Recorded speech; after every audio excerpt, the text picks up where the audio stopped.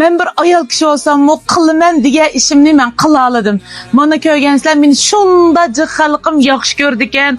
Shular meni yaxshi ko'rgachga, bolalar men faoliyatni yerlik vaqt 5 desam, soat 2 bir bilan kelib meni saqlayotgan mana xalqim bor. Bularga men nima ish qilib bersam arziydi-jimi?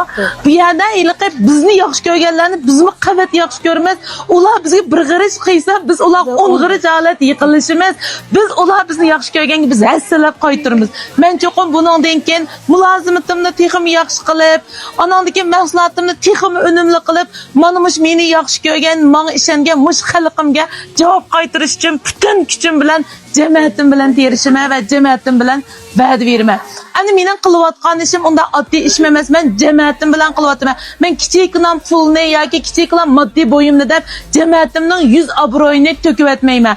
Shunga men bu cematim bilan va'da beramanki, buningdan keyin men barliq iste'molchilarimga, meni yaxshi ko'rgan xalqimga, xaridorlarimga bütün vücudum bilan eng yaxshi mulozimatim bilan sizlarga javob qaytiraman. Hammanglarga chin ko'nglimdan rahmat aytaman.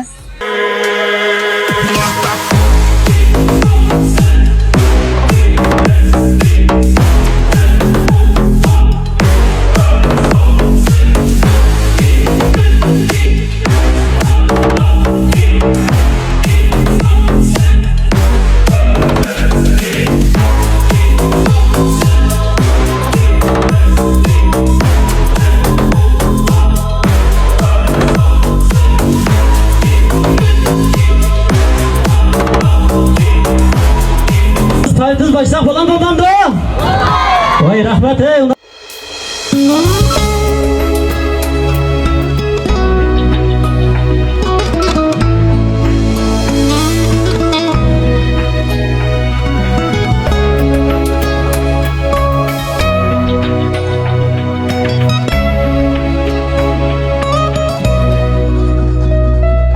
Sağlam dende, saf akıl. Salam, bizden Qashqar diyarıdaki barcha hurmatli xonim qizlar, efendiler, xonimlar, opalar, singillar, adilar, hammalarning tushliklar xayrli bo'lsin. Kamini gör xonimdan har biringlarga o'tib salom, oliy ihtirom.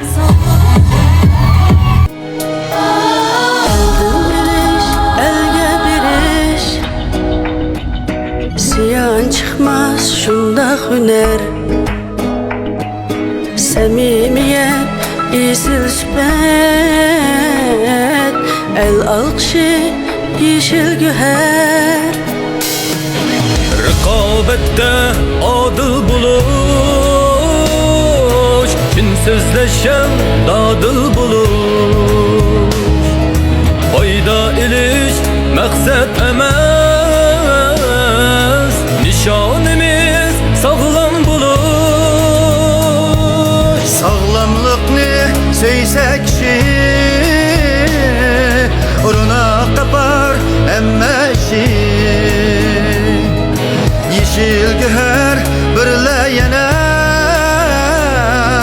Toğrak gibi bulgayışı